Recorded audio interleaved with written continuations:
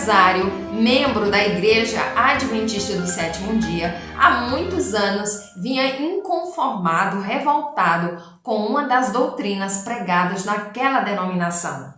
Ele então orou a Deus e aguardou a resposta de Deus em oração por 10 anos. Nós vamos descobrir agora nesse vídeo qual foi a resposta de Deus referente àquelas orações. Olá, amados! Bem-vindos de volta ao nosso canal. Eu sou a Leila e já quero começar esse vídeo te fazendo uma pergunta. Você já esteve em alguma denominação religiosa na qual você não concordava com todas as doutrinas e crenças daquela denominação? Então coloca aqui embaixo nos comentários que eu quero saber. Deixa seu joinha para que esse vídeo alcance o maior número de pessoas possíveis. E também compartilha com aquelas pessoas que você deseja alcançar, tá bom? Agora bora pro vídeo de hoje que tá bem interessante. Bora lá? Quem de nós nunca esteve numa denominação na qual não concordava com alguma coisinha ali pontual? Alguma doutrina, alguma crença, não é verdade? Dois exemplos bem característicos do cristianismo nessa questão aí de discordância. Eu trago aqui dois exemplos. O exemplo da Igreja Católica e o exemplo da Igreja Pentecostal. Muitos católicos frequentam a Igreja Católica, são praticantes mesmo há muitos anos, mas não acreditam que aquelas imagens e esculturas colocadas ali no templo tenham algum poder para realizar algum milagre ou tampouco mereçam, a reverência do povo. O meu pai é um desses exemplos, ele é católico e não concorda com essa questão aí pontual, Outro exemplo é a Igreja Pentecostal. Muitos pentecostais frequentam essa denominação, são batizados, congregam há muitos anos, mas não falam línguas estranhas. Essas línguas que são faladas por aí, as famosas línguas estranhas. E tampouco acreditam que o batismo pelo Espírito Santo se dá somente através do dom de línguas. Então eles estão na denominação, não concordam com esse ponto aí, mas continuam congregando na igreja. Por que eu trouxe esses dois exemplos aqui? Porque eu trago hoje o testemunho do senhor Rosalino Bozo, um homem que sempre foi adventista, empresário e que sempre teve uma família muito feliz, muito sólida e saudável. Mas na sua relação homem e Deus, alguma coisa estava faltando. Ele não conseguia ter um relacionamento profundo com Deus e ele sentia essa ausência desse relacionamento. Ele, adventista por muitos anos, sempre discordou de uma das doutrinas que eram pregadas ali.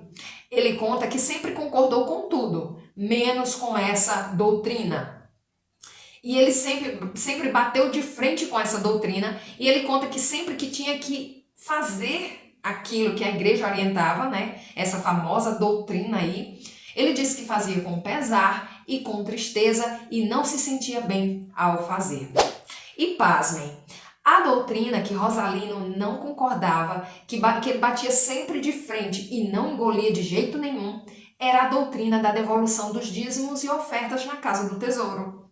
Isso mesmo. Então, para qualquer denominação que Rosalino fosse, ele discordaria desse ponto. Porque em todas as religiões praticamente pregam, todas as religiões cristãs pregam a devolução dos dízimos e ofertas. E isso é comprovado pela Bíblia, E Rosalino até conta que muitas vezes ele mesmo decidiu dar um destino para aqueles dízimos e ofertas. Ao invés de levar até a casa do tesouro, o que ele fazia? Ele pegava esses dízimos e ofertas e ia ajudar os pobres, ia patrocinar programas de rádio levando a palavra de Deus, ele comprava cestas básicas para distribuir nas comunidades. E ele conta que o interessante é que mesmo levando os dízimos e ofertas até o gasofilácio, era a mesma tristeza que ele sentia ao pegar esses dízimos e ofertas e distribuir com quem necessitava. Ou seja, nem de um lado nem do outro ele sentia paz. Só que o mais interessante de tudo vem agora. Rosalino, empresário, dono de muito gado, um fazendeiro, ele sempre vendia gado, ele sempre comprava gado também. E aí, um certo dia, Rosalino conta que já vinha orando a Deus por esse propósito, Há 10 anos, Rosalino vinha orando, pedindo a Deus uma informação, uma resposta para aquela doutrina, se realmente era algo de Deus ou não. Rosalino disse que num certo dia estava ele e o capataz conversando e Rosalino disse: Ari, era o nome do capataz. Ari, você sabia que hoje eu vendi de 150 cabeças de gado? Aí o funcionário dele falou: foi, patrão, que bom, 150, isso.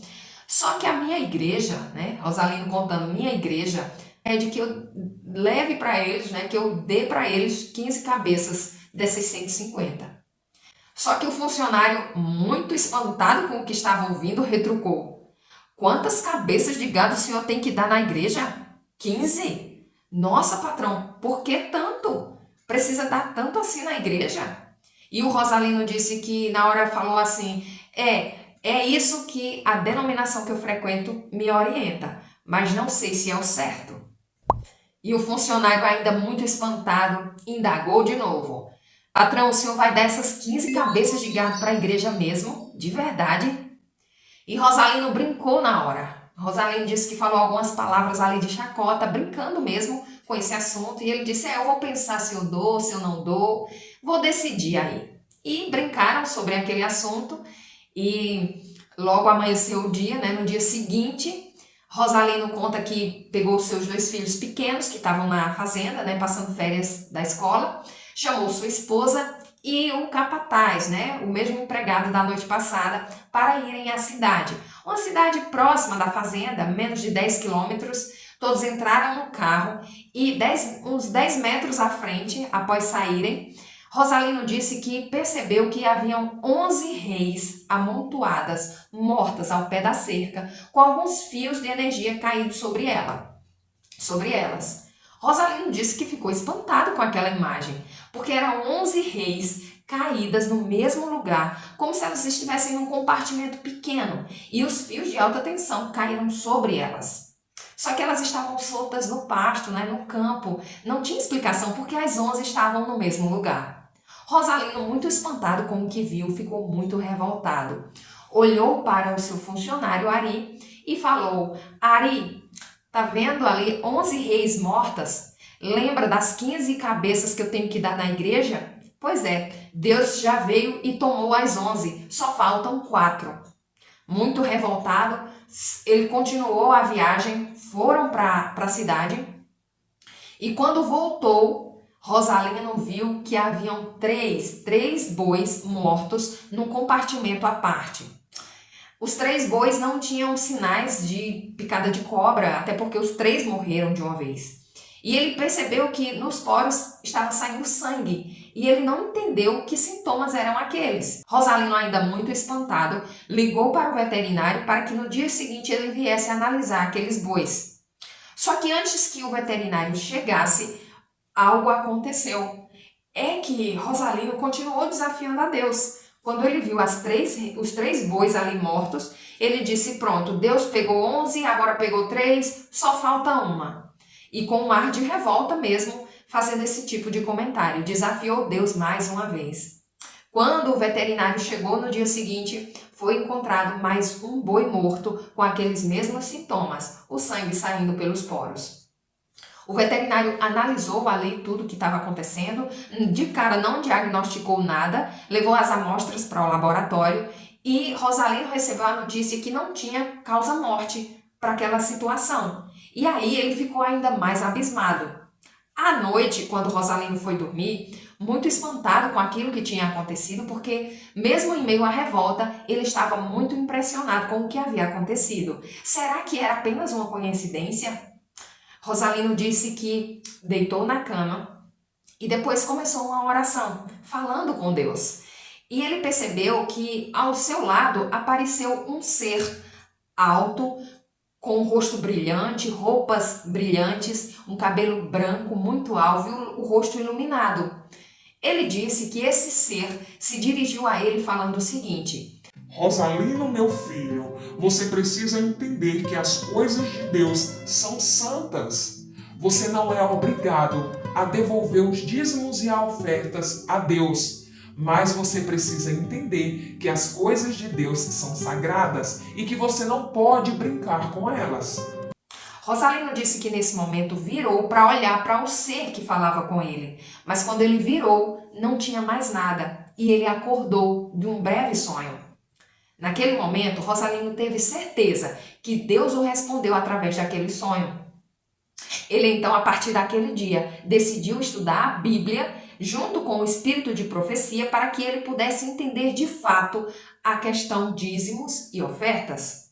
Rosalino fez um estudo minucioso e teve a certeza em seu coração que aquela doutrina, sim, é algo de Deus, é algo que Deus aprova, foi determinado, sim, por Deus.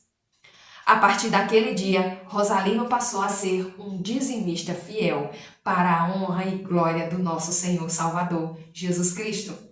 E como é gratificante nós vermos a resposta de Deus nas orações dos irmãos, porque isso nos enche de esperança e nos dá mais determinação e força para orarmos cada vez mais. Talvez esse vídeo aqui é resposta de oração para alguém que já está há muito tempo orando a esse respeito.